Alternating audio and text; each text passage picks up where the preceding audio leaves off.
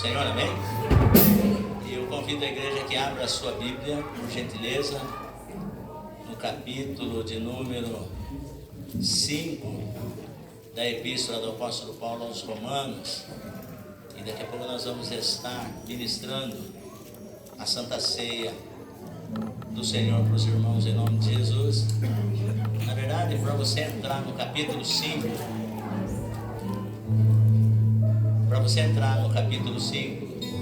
de Romanos, você tem que recuar alguns versículos do capítulo 4, em especial do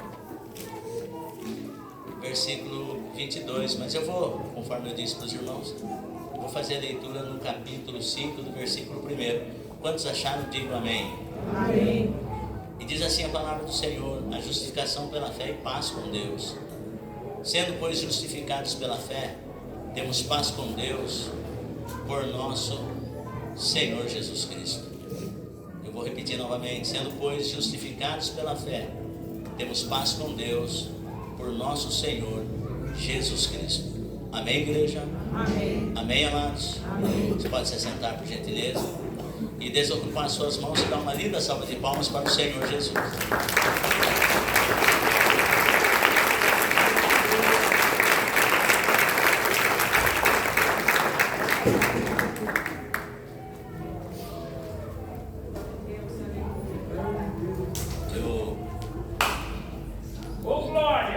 Quero agradecer os irmãos e as irmãs que estiveram comigo aqui ao longo desses 7 dias de oração.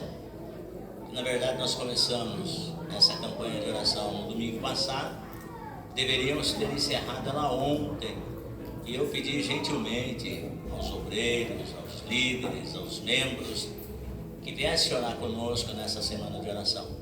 Então eu passo por aqui agradecendo aqueles que muito gentilmente atenderam ao apelo do pastor Salustriano, estando comigo aí nessa semana de batalha de oração. E nós encerramos essa campanha hoje, por quê? Porque normalmente, conforme eu disse para os irmãos, nós encerraríamos no sábado, mas como de segunda-feira a gente tem um encontro do curso de teologia, e aí eu queria estar junto com os irmãos na oração, e durante a ministração do curso de teologia não tem como estar junto em oração com os irmãos. Então, porque nós colocamos assim, durante a semana que antecede a Santa Ceia, a igreja está aberta para que todos venham buscar a presença de Deus. E a gente sabe cada um com seus problemas, cada um com as suas dificuldades, mas a igreja está aberta na semana de oração para que nós venhamos e busquemos a presença de Deus em oração, em obediência à palavra. Porém, e aí na segunda-feira eu ficava travado, não conseguia vir orar com os irmãos. Então eu pedi que se nós não viéssemos orar na segunda-feira, eu continuaria o curso de teologia normalmente, porém de terça-feira em diante nós dávamos prosseguimento na semana de oração, e ao invés de nós encerrarmos no sábado, conforme deveríamos encerrar, então nós encerraríamos hoje, no domingo. Então hoje encerramos a semana de oração. Mas eu deixo claro para toda a igreja que toda semana, a nossa Santa Ceia, ela se dá todo primeiro domingo de cada mês. E tanto a nossa igreja sede aqui, como a nossa igreja em Santa Terezinha, dirigida pelo nosso irmão pastor Roberto e missionário Denilson, na semana de oração, nós estamos em oração. O pastor Roberto tem 100% da frequência dos membros lá de Santa Terezinha orando na semana de oração. E graças a Deus eu tenho aqui um bom número também que vem orar comigo, o pastor Sérgio. O pastor Sérgio está a semana toda aqui comigo e a gente segue orando, e alguns irmãos, mas eu passo agradecendo, porque a igreja, irmão, nos dias que nós estamos vivendo, ela nunca foi tão carente de oração como nesses dias que nós estamos vivendo. Por quê? Porque nós somos os cristãos da última hora. Nós somos a igreja escatológica, a igreja das últimas coisas. Tudo isso que nós estamos vendo aí, essas comoções de nível mundial, isso tudo é cumprimento da palavra de Deus. Então sabemos que para nós que estamos em Cristo Jesus, não resta outra profecia a não ser o arrebatamento da igreja. Por quê? Porque todas as demais coisas vão ocorrer para aqueles que não forem dignos de alcançar o arrebatamento. E o arrebatamento ele pode acontecer a qualquer momento. Então nós temos que estar preparados. E veja que o Deus desse século, como o apóstolo Paulo diz, ele cega o entendimento dos incrédulos para que não lhes resplandeça a luz do Evangelho. Mas é fato que existem muitos crentes hoje que já estão perdendo o foco em termos de salvação. Você vê, e principalmente por conta desse avanço em termos de tecnologia, muitos já deixaram até de acreditar que Jesus está voltando. Existem algumas igrejas que as pessoas não falam da volta do Senhor Jesus. E existem pastores que dizem assim: eu não falo da volta de Jesus para os meus fiéis, porque o mundo já está tão conturbado. Se você ler Apocalipse, se você ler esses textos aí, você vai acabar assustando os fiéis. Então o mundo já está muito conturbado em termos de problema para eu trazer mais temas assustadores. Mas quando se fala em volta de Jesus, nós estamos falando de alegria para nós que estamos em Cristo, porque sabemos que Jesus mesmo disse, ele diz assim, que na casa de meu pai há muitas moradas. Se não fosse assim, eu vou teria dito, pois vou preparar-vos lugar. E se eu for e vos preparar lugar, virei outra vez e vos levarei para mim mesmo, para que onde eu estiver, vós estejais também. Então, a minha alma, a alma dos irmãos, das irmãs que servem a Deus, estamos ansiosos pelo retorno do Senhor Jesus. Precisamos estar constantemente em oração pela volta do Senhor Jesus. E muitas pessoas estão partindo para a eternidade e, paz, meus irmãos, para elas não tem mais oportunidade. Talvez elas acharam que elas durariam muito tempo e daria tempo de escolher, de aceitar Jesus, de passar a servir ao Senhor, mas quando saíram das suas casas, talvez para o trabalho, talvez para um passeio, talvez para cumprir ou para realizar o sonho de fazer uma viagem, foi a última viagem que essa pessoa ou essas pessoas fizeram. Para elas já não tem mais oportunidade. Pessoas com 15, 20, 30, 40 anos, nós estamos vendo tantas atrocidades, estamos vendo tantas tragédias, aviões caindo, morrendo muita gente, pessoa que sai para fazer uma viagem e postando foto, olha, estou feliz, porque é a viagem dos meus sonhos, e é a última viagem que a pessoa vai fazer, e não volta mais. E nós estamos aqui. Então, eu volto a falar para os irmãos, se Jesus não voltar, porque talvez seja essa a nossa última Santa Ceia aqui. Eu não estou dizendo isso como por revelação, mas eu estou dizendo pelos acontecimentos dos fatos. De repente, essa será a nossa última Santa Ceia, e o Senhor Jesus ele vem nos arrebatar. Se o Senhor vier nos arrebatar, eu acredito que todos aqui estarão fazendo parte do arrebatamento. Posso ouvir um amém? Amém. E aí nós vamos cear com o Senhor na glória. Porque quando Jesus estava lá instituindo a Santa Ceia, na festa que ele estava tendo, comemorando a Páscoa com os seus discípulos, ele disse assim: agora eu não vou mais beber desse suco aqui, até que eu beba novamente com vocês no reino de meu Pai. Então, Jesus ele colocou isso para os seus discípulos. Daqui a pouco eu vou estar voltando. 2000 anos se passaram, muitas coisas estão acontecendo e Jesus ainda não voltou. Quando eu vim para Jesus, eu estava com 34 anos, hoje eu estou com 63 anos. Mas eu vim e falei: Jesus, agora o Senhor pode voltar, porque eu me converti, o Senhor me converteu, agora o Senhor pode voltar. 28 anos se passaram, graças a Deus. Jesus ainda não voltou, mas eu ainda continuo firme na presença do Senhor. Mas dos dias que eu me converti, muitas pessoas que desceram naquele 7 de setembro, aliás, 7 de setembro agora de 2025, nós teremos batismo nas águas. Tem algumas almas que vão descer as águas do batismo juntamente conosco, tá? E um desses candidatos é o nosso irmão Fabiano. Faça assim, irmão Fabiano. Meu Deus. E tem outras almas. Cadê a Maria Flor? Está aqui ou está lá em cima? Tem mais almas que vão passar pelas águas do Santo Batismo. Nós vamos fazer uma grande festa. Quero que os irmãos já entrem em oração nesse sentido.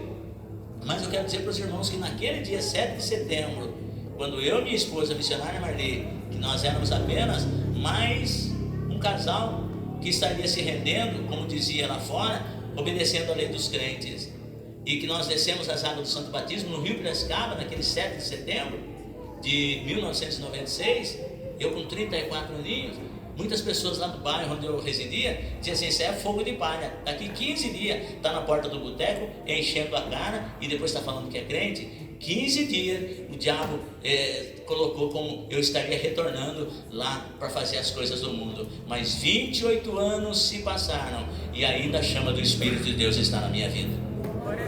Mas muitas pessoas que estavam comigo naqueles dias ali, dos quais alguns já partiram para a eternidade, e outros nem na presença do Senhor se encontram mais. E eu fico pensando, falo, Deus, porque é assim, irmão. Quando nós levantamos a mão para aceitar a Jesus Cristo como nosso único e suficiente Salvador e Senhor, não tem volta. Nós tomamos uma decisão para toda a vida, e não somente para essa vida. Essa decisão que nós tomamos de receber Jesus Cristo como Salvador e Senhor da nossa vida, nós tomamos para decisão para esta vida imediata e para a vida eterna. Vida eterna é algo que nunca mais se acaba. O Deus da eternidade, Ele criou o tempo, mas no tempo de Deus não existe tempo, só eternidade. É para lá que nós vamos. Falando de eternidade, esse dia eu estava conversando com o irmão, ele falava assim: pastor, o Monte Everest é o monte mais alto. Falou assim, então para que você tenha noção mais ou menos do que é a eternidade, por exemplo, ele deu lá um exemplo, mas trouxe para mim, para que eu pudesse entender. Se você pegar, por exemplo, uma pulga e colocar lá no pé do Monte Everest, e para essa pulga escalar o Monte Everest, quanto tempo ela leva para chegar no topo? Pode ser que ela vai chegar, mas dada o tempo de existência de uma pulga, dada as condições climáticas do ambiente, talvez aquela pulga nunca vai chegar no pico do Monte Everest. Agora, para você entender, quando o Senhor fala de eternidade, nós estamos em cima dessa terra, e às vezes as pessoas elas costumam falar assim, que as piores dores que existem para as mulheres, a dor de parto. Diz que não existe dor mais terrível do que a dor de parto. Para as mulheres que tiveram filhos, muitas delas dizem isso. E eu acredito que uma dor insuportável também é a dor de dente. Porque o camarada, quando ele está com dor de dente, ele urra, ele esbraveja. E algumas pessoas falaram assim para mim, inclusive o nosso irmão Júnior, músico aqui, ele falou: pastor, você quer ver uma dor insuportável também? É cólica de rim. A cólica de rim, o camarada, ele rola no chão assim, e quem trabalha no setor de saúde vê chegando pacientes lá e numa situação lastimável. Só que, por pior que sejam as dores aqui em cima dessa terra, o camarada ele vai tomar uma injeção, ele vai tomar um analgésico, em alguns minutos aquela dor vai cessar. Agora, escute, na eternidade não há remédio que cure a dor. Jesus falou que as pessoas que estiverem lá, que forem por infelizes de alcançar o inferno eterno, lá diz que o bicho nunca morre, o fogo nunca se apaga, e ali há só choro e ranger de dentes. Entra dor, dor e dor. E o pior de tudo isso, estou falando isso para que os irmãos entendam o que é uma eternidade com Deus e uma eternidade sem Deus. A Bíblia diz que lá no inferno eterno, porque se você pegar a mensagem de Jesus, ele falou mais sobre o inferno do que sobre o céu. E ali, se você ver, Jesus fala, a Bíblia diz que no inferno vai estar as piores espécies de pessoas, porque lá vai estar Satanás, a besta, o falso profeta e todos aqueles que amam e cometem a mentira. Vai estar nesse inferno eterno. Agora, irmãos, eu disse que eu me converti no dia 7 de setembro de 96, e do tempo que eu me converti, muitas pessoas se afastaram, e das pessoas que se afastaram, muitas não tiveram tempo de retornar para a casa do Senhor. Mas eu não estou dizendo que foi para o inferno, porque quem somos nós para lançar alguém no inferno? O que eu quero dizer é assim, nós que estamos aqui hoje, firmes nos caminhos do Senhor, que somos a igreja da última hora, sabemos que o tempo é difícil, sabemos que os dias são maus, mas nós temos que continuar olhando para Jesus e ficar firme, porque a nossa salvação está em Cristo Jesus. Não existe outro nome pelo qual nós devemos ser salvos, somente no Senhor Jesus. Porque quando nós olhamos para o ser humano, quando nós olhamos para o homem, quando nós olhamos para a situação, quando nós olhamos para as circunstâncias, a tendência é nós desanimarmos, é nós falarmos, quer saber de uma coisa? Como muitas pessoas dizem aí nas internets da vida, quer saber de uma coisa? Eu vou ser crente em casa, eu vou servir a Deus em casa. Isso aí é uma mentira do diabo, irmãos, porque Deus preparou esse lugar, Deus preparou essa casa para que nós venhamos oferecer o nosso sacrifício, e que o nosso sacrifício seja santo, que o nosso sacrifício seja agradável a Deus, que esse é o culto racional, porque Jesus está voltando. Talvez nós tenhamos uma outra Santa Ceia. Se nós tivermos, louvado e agradecido seja o nome do Senhor, se todos nós estivermos aqui. Mas se o Senhor vier arrebatar-nos nessa noite ou por esses dias, nós nos encontraremos na glória. Essa é a certeza que nós precisamos ter. Agora pense comigo, você já pensou que se Jesus morresse e não ressuscitasse? E quando eu estou lendo esse texto aqui, agora eu estou entrando no texto, quando nós estamos lendo esse texto aqui, eu disse assim que para você entender o capítulo 5 de Romanos, você precisa retroceder alguns versículos, e você precisa retroceder até principalmente ao versículo 22 do capítulo 4, porque o capítulo 5 de Romanos, ele vai começar no versículo 22 do capítulo 4, e aí quando você começa a ler todo o capítulo 4, por exemplo, Paulo está usando como exemplo Abraão, e ele está falando que Abraão ele foi justificado pela fé. E Abraão teve uma fé assim tão maravilhosa que Deus já tinha prometido para ele que ele seria pai de um filho que Sara ia lhe dar, e através desse filho Abraão seria pai de multidões de nações. Mas como, vem a pergunta, como ser pai de alguém que dali viria uma multidão de nação ou de nações, se eu já estou avançado em idade e eu olho para minha esposa, Sara, ela também já é velha. Os costumes de mulher em relação a Sara já cessou e eu já estou velho.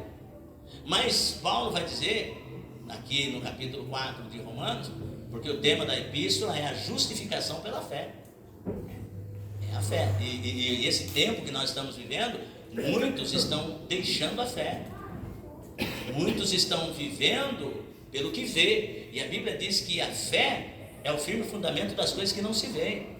O mesmo Paulo ele vai dizer que por isso nós andamos por fé e não andamos por vista, porque se nós olharmos, andarmos por vista, nós sucumbiremos, deixamos de servir a Deus, deixamos de congregar, falar que sabe uma coisa, esse negócio não funciona, nós pode ter funcionado para fulano, para ciclano, mas para mim não.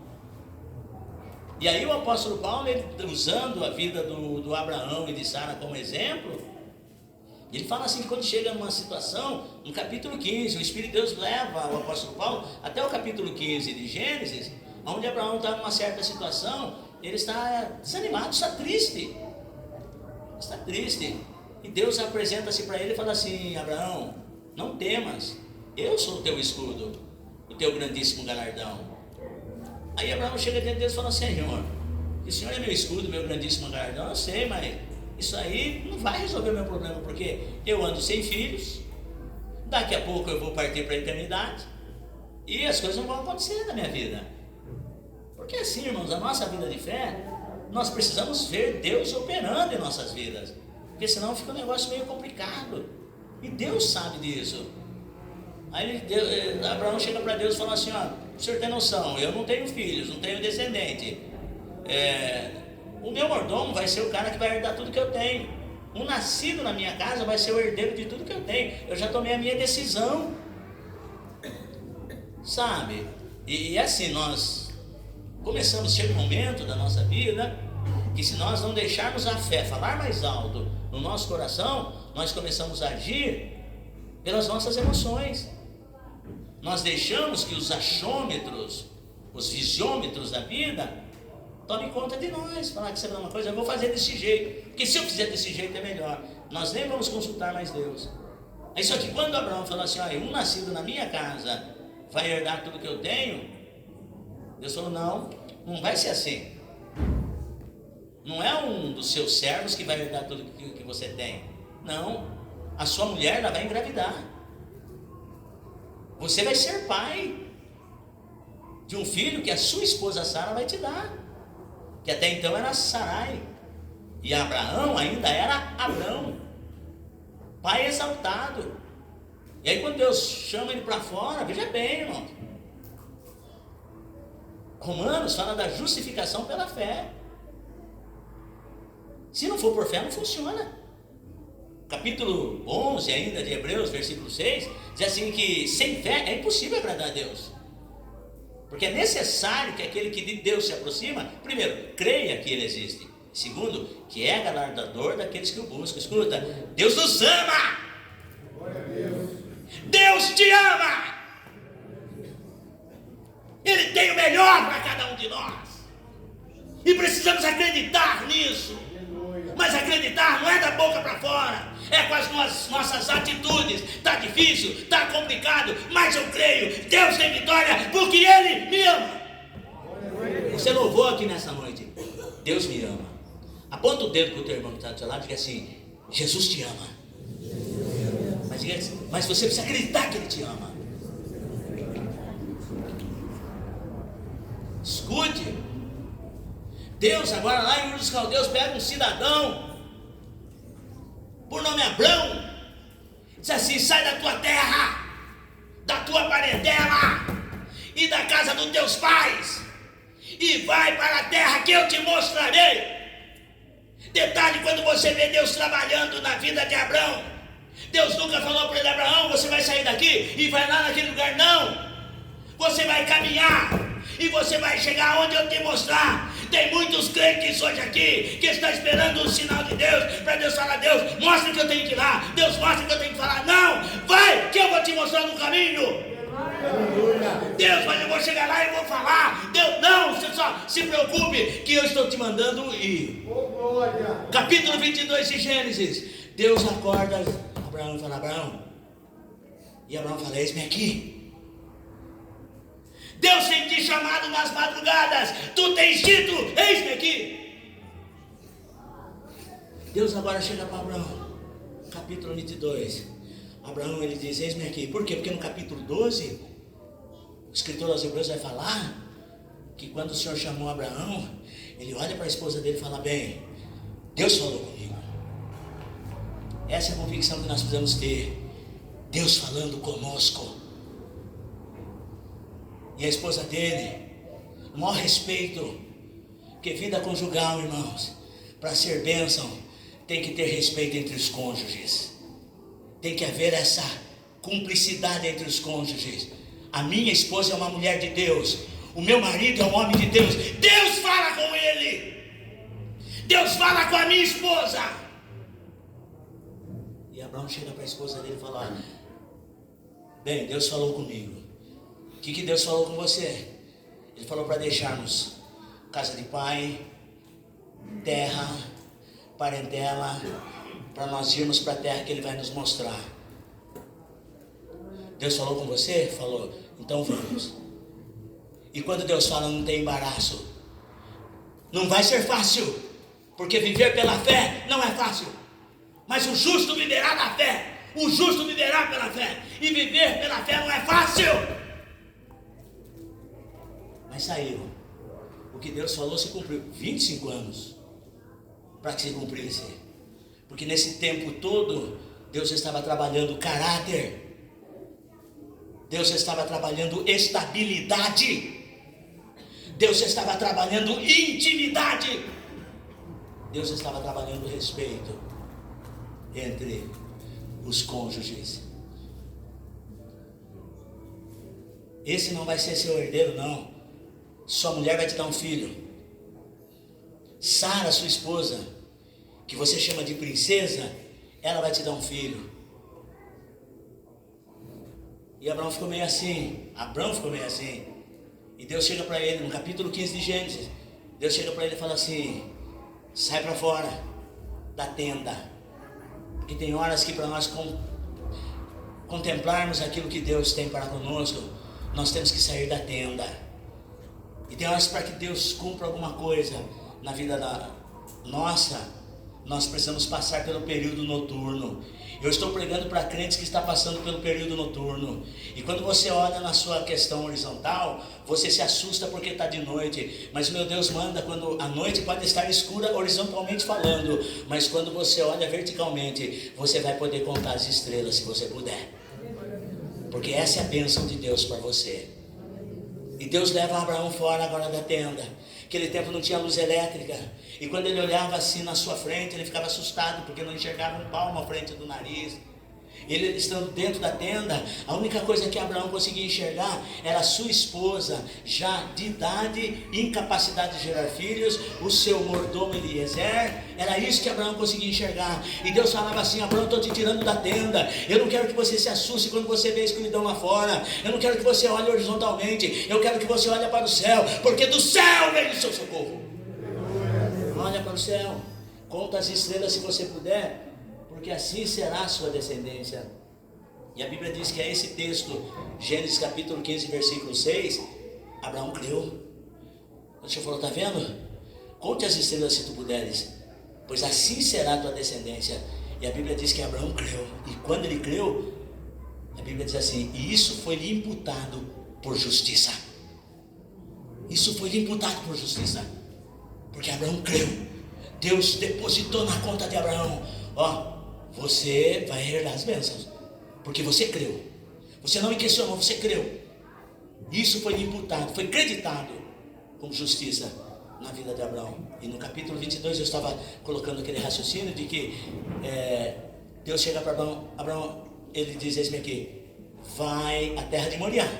Capítulo 22 de Gênesis: vai à terra de Moriá, a uma das montanhas que eu te mostrarei. Deus não falou que eu te mostrei.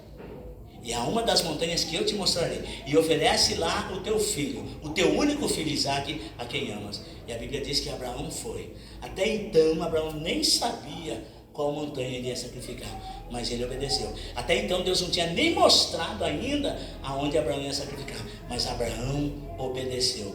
O que eu quero dizer para você é assim: Deus mandou você fazer, você não sabe como fazer. Deus manda dizer assim para você: continue caminhando, porque eu vou esclarecer os meus caminhos na tua vida. Glória a Deus. Ah, Senhor, tu tens promessa na minha vida. O Senhor falou que vai transformar a vida do meu marido. O Senhor falou que vai fazer coisas grandes na vida do meu filho. O Senhor falou que vai abrir porta para mim. O Senhor falou que vai fazer isso. O Senhor falou que vai fazer. Continua crendo, porque não sou homem para que minta. Continua fazendo o que Deus te mandou fazer. Talvez o dia mais terrível da sua vida, como foi Abraão no capítulo 15, o momento mais escuro da vida de Abraão, é o dia que você sai da tua casa e vem para a minha casa, diz o Senhor, e as coisas estão de ponta cabeça. Mas naquele dia, enquanto tu estiveres aqui cuidando das coisas da minha casa, estou eu transformando algo dentro da tua, porque sou Deus na tua vida. E agora Abraão vai e oferece. Mas aqui no capítulo 4 de Romanos, é isso que Paulo está trazendo, porque no versículo 22 ele fala assim: pelo que isso lhe foi imputado como justiça. Porque quando Deus falou aquilo para Abraão, as pessoas falavam: rapaz, tira isso da cabeça, você nunca vai ser pai com Sara, Sara nunca vai lhe dar filho, porque você já é velho. Quando Deus te chamou, você estava com 75 anos. Hoje você está com 100 anos, Sara está com 90, esquece, não tem mais jeito para você. E a Bíblia vai dizer aqui no capítulo 4 de Romanos, que Abraão, quando ele olhou para a situação de Sara, ele não enfraqueceu na fé. Ele não enfraqueceu na fé porque ele via na situação de Sara, e não enfraqueceu na fé quando ele se olhava no espelho e via, eu estou velho, estou acabado. Não, ele continuou acreditando, porque ele diz assim, quem fez a promessa é Deus, Ele é poderoso para cumprir. Ei, eu venho aqui, Deus ama você, Ele tem promessa com você, Ele fez promessa em relação à sua família, fique tranquilo, Deus não vai te decepcionar. Não vai te decepcionar. E aqui no versículo 22 do capítulo 4, então Paulo está trazendo agora para os romanos isso aqui, falando assim, pelo que isso lhe foi também imputado como justiça. Ora, Paulo trazendo, eu acho lindo a maneira como Paulo ele traz assim a atenção do ouvinte, trazendo para que as pessoas saiam da prostração, trazendo uma palavra para que as pessoas se animem. E não é tempo de jogar toalha, não é tempo de você desistir. Jesus está voltando, nós temos que pregar a palavra, nós temos que fazer a obra. Tem muitas pessoas, a realidade da igreja de Corinto, eu vou abrir isso para você aqui. Paulo, quando ele chega na igreja de Corinto, no capítulo 11, que ele está falando a respeito do modo de celebrar a Santa Ceia, sabe qual era a realidade de Corinto? Olhe bem para mim, porque se você pegar 1 Coríntios capítulo 11, versículo 23, quando Paulo está dizendo acerca da Santa Ceia, porque eu recebi do Senhor, que também vos ensinei, que o Senhor Jesus, na noite em que foi traído, tomou o pão e, tendo dado graça, o partiu e disse, isso é meu corpo que é partido por vós. Semelhantemente também, depois de cear, tomou o cálice, dizendo, este cálice é o Novo Testamento no meu corpo, fazer isso, é o Novo Testamento no meu sangue, fazer isto, todas as vezes que beberdes em memória de mim. Porque todas as vezes que comerdes esse pão, e beberdes esse cálice, anunciais a morte do Senhor até que venha. Portanto, ele diz, examine-se, pois, o homem a si mesmo, e assim coma deste pão e beba deste cálice, porque o que come e bebe indignamente, come e bebe para sua própria condenação, não discernindo o corpo do Senhor. E agora eu abro aqui para você a realidade da igreja de Corinto. Por causa disso, Paulo diz, há entre vós, está falando dos crentes ali de Corinto, por causa disso há entre vós muitos fracos. A igreja de Corinto, eles estavam brigando por causa de dons espirituais, mas era uma igreja fraca, não tinha libertação na igreja, não tinha oração na igreja de Corinto, era uma igreja fraca, as pessoas não tinham ânimo. Escola bíblica dominical, num frio desse, misericórdia, não tinha ninguém, o pastor ficava sozinho com uma mesa lá cheia de pão, manteiga, leite. Os crentes de Corinto não tinham força para servir a Deus. Sabe qual era a realidade da igreja de Corinto? A igreja de Corinto fala assim, por causa disso há entre vós muitos fracos, muitos doentes. A igreja de Corinto era uma igreja doente, porque eles participavam da Santa Ceia do Senhor, mas eles não conseguiam discernir. Eles não entendiam o motivo pelo qual eles se reuniam para participar da Santa Ceia do Senhor. Agora escute a outra realidade da igreja de Corinto. A igreja de Corinto tinha muitos crentes dormindo.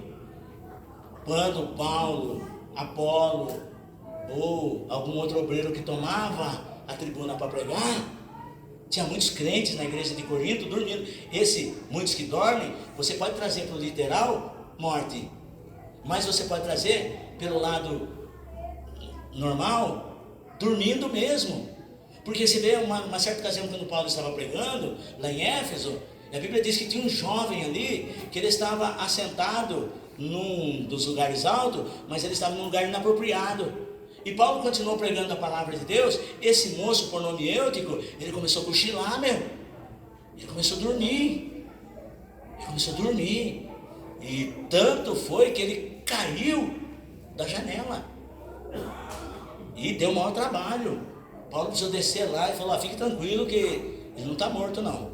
Mas claro que estava. Quando Paulo chegou lá, orou e repreendeu a morte, o menino ressuscitou. Eu creio assim. Mas a realidade da igreja de Corinto era essa. E a realidade de muitos crentes hoje é essa. Existem muitas pessoas que partiram para a eternidade por conta da pandemia, do Covid. Mas essa Covid-19 que veio trazendo enfermidade física, pegou muitas pessoas pelo lado espiritual. E as pessoas, uma grande maioria, não tem mais força para servir a Deus. Não tem mais força para orar. Não tem mais força para evangelizar. Então a realidade da igreja de Corinto era essa. Por causa disso, há entre vós muitos fracos, doentes e muitos que dormem. E aí você percebe assim, o que Paulo fala a respeito da justificação. Isso é para animar, isso é para nos dar força. Por quê? Pelo que isso lhe foi também imputado como justiça. Ora, não só por causa dele, ou seja, de Abraão, está escrito que ele fosse tomado em conta, mas também para nós, mas também por nós, por nossa causa, a quem será tomado em conta? Nós, os que cremos naquele que dos mortos ressuscitou Jesus Cristo. Ressuscitou a Jesus nosso Senhor. O versículo 25 diz assim: o qual por nossos pecados foi ele entregue. Lembra a pergunta que eu falei? Você já pensou se Jesus não tivesse ressuscitado? Se Jesus não tivesse ressuscitado?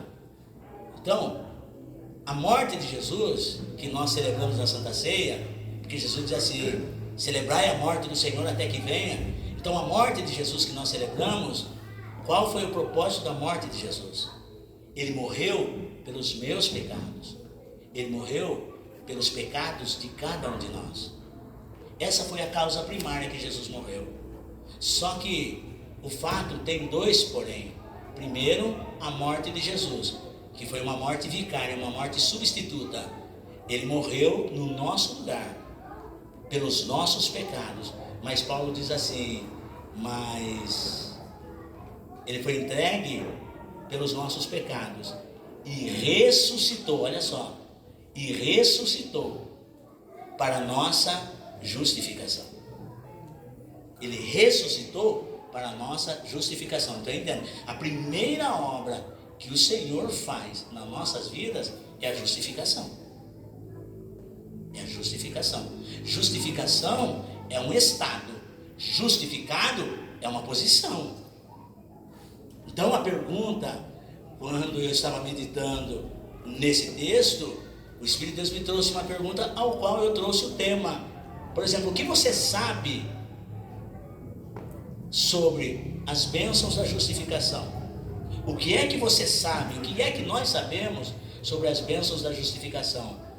Agora, e o quanto nós vivemos isso? Porque a justificação é um estado, o ser justificado é uma posição.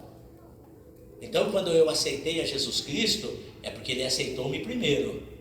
Aí eu já estou justificado.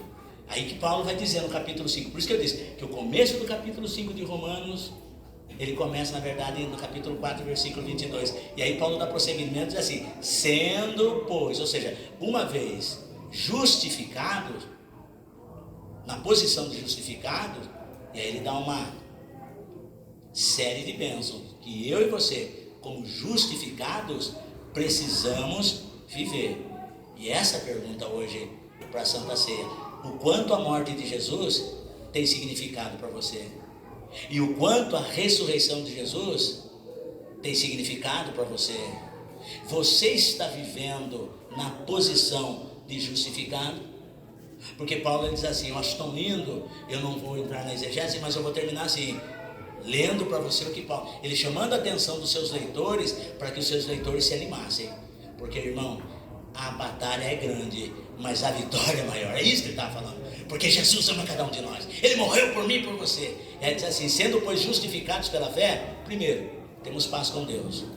Mas por que paz com Deus? Porque antes, no versículo 10 aqui, ele vai falar que antes nós éramos inimigos de Deus. Todos nós éramos inimigos de Deus. Mas Deus prova o seu amor para conosco, mandando o seu Filho morrer por nós, sendo nós ainda pecadores. Aí Paulo fala assim: pode ser que por uma pessoa boa, alguém até queira morrer, mas Deus prova o seu amor, morrendo por nós, quando nós éramos ainda os seus inimigos. Então agora, nós estamos numa relação de paz com Deus. Segunda bênção, e Paulo fala assim,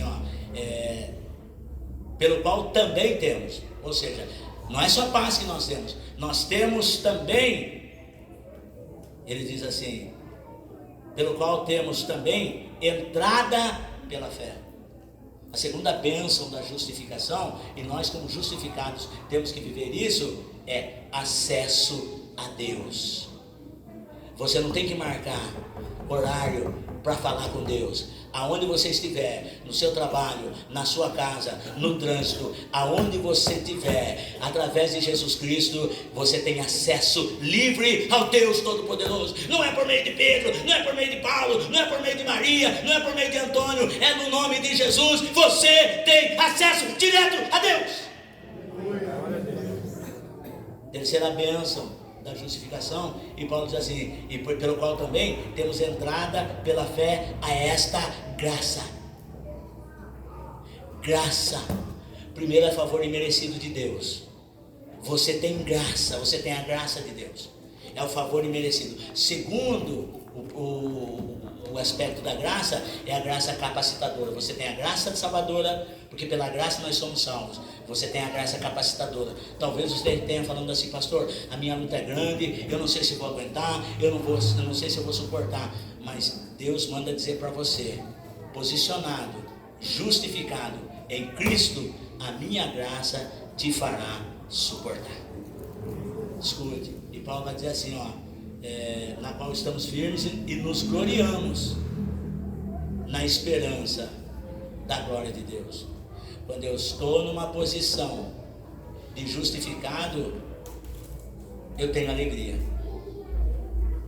Eu sou um cristão alegre. Então você posicionado, a Santa Ceia para mim e para você é essa, posicionados como justificado, nós somos cristãos alegres. E Paulo vai dizer assim, não somente isso ele fala, mas também nos gloriamos nas tribulações. Paulo aqui não está dizendo assim que eu e você temos que gloriar pelas tribulações, não. Mas até nos momentos de tribulação, nós podemos nos alegrar. Sabe por quê? Porque eu e você somos pessoas privilegiadas. E se Deus está permitindo você passar pela tribulação, pode ter certeza e pode se alegrar, porque essa tribulação está trazendo benefício para você. Essa tribulação não vai te matar. Essa tribulação não é para você se entristecer. O problema é que quando eu falo assim, nós temos que nos posicionar como santificados.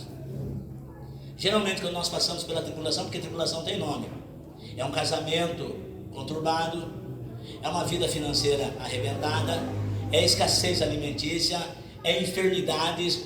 Tudo isso é tribulação, e tribulação tem nome. E quando a tribulação vem na minha vida e na sua vida, nós que aceitamos a mão e aceitamos a Jesus Cristo como Salvador e Senhor, quando a tribulação vem, nós fechamos a cara. A pergunta que não quer calar, você está vivendo como justificado?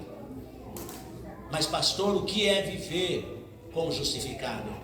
Paulo diz assim, e não somente isso, eu não me glorio, eu não me alegro, porque eu tenho somente entrada pela fé esta graça, mas eu me alegro também na tribulação, porque eu sei que quando eu estou passando na tribulação, eu não estou sozinho, Deus está comigo. E quando eu estou passando na tribulação, escuta só, por que eu me alegro? Porque quando eu estou passando na tribulação, o Espírito Santo ele está comigo, ele geme junto de Deus com gemidos inexprimíveis. Quando eu sei que está doendo, quando eu sei que está um negócio insuportável, o Espírito Santo vem para mim e fala assim, calma meu filho, você vai vencer, a vitória é grande. A sua vida, ela tem dois resumos, antes dessa tribulação, três melhor dizendo, antes dessa tribulação, durante essa tribulação e depois dessa tribulação. Depois que essa tribulação passar, você vai abrir a boca e vai falar de mim, muitas pessoas vão querer conhecer o Deus que você serve. Continue louvando na tribulação, porque posicionar-nos como justificados é viver, é ver a vida diferente do mundo. E Paulo ele continua dizendo no que a tribulação produz. Primeiro, a tribulação ela produz paciência, porque é o que nós precisamos. A paciência produz a experiência, que é outra coisa que nós precisamos. E a experiência, ela não traz confusão. Por quê? Porque a outra bênção da justificação é o amor de Deus derramado no nosso coração. Deus não derramou o amor dele com conta-gota, não, ele derramou abundantemente o amor dele sobre a minha vida e sobre a sua vida. Então você que está aqui nessa noite, achando que você está sozinho, que não vai suportar e vai participar dessa Santa Ceia, saia daqui crendo que Deus te ama e ele vai entregar a bênção que você precisa, porque ele te ama. E a outra bênção da justificação. O que você sabe, beleza, mas o quanto você vive é o Espírito Santo. Porque Paulo diz assim: e a experiência não traz, e a esperança não traz confusão, porquanto o amor de Deus está derramado em nossos corações pelo Espírito Santo que nos foi dado. Você não está sozinho, o Espírito Santo está com você. Jesus falou que ele teria que ir para o Pai, mas o Espírito Santo ele deixaria conosco. Então eu venho aqui dizer para você: o Espírito Santo de Deus está com você. Amém. E essa situação não vai te matar. Essa dificuldade não é para te desanimar, mas é para você se fortalecer na pessoa bendita do Senhor Jesus, através do Espírito Santo. Você crê nisso? Você quer viver uma vida vitoriosa através disso? Então mude o seu conceito. O quanto você sabe das bênçãos da justificação e o quanto você vive essas bênçãos na sua vida. Se alegre na tribulação e não com a tribulação. Tenha o hábito de falar com o Espírito Santo. Aquilo que Deus mandou você fazer, faça. Deixa Deus trabalhar na sua vida. Não deixa que as dificuldades minem a obra de Deus na sua vida, porque Jesus está voltando, e quando Ele voltar, para cada um de nós que fazemos a sua obra, vai ter galardão. O Senhor fala assim que a recompensa está comigo para dar a cada um segundo as suas obras. Amém, povo de Deus? Amém. Posso ouvir um amém? Amém. Diga assim: Maranata. Maranata. Diga bem forte, levante a sua mão, diga Maranata. Maranata. Maranata. Ora vem, Senhor Jesus. Pai, está aqui a tua igreja.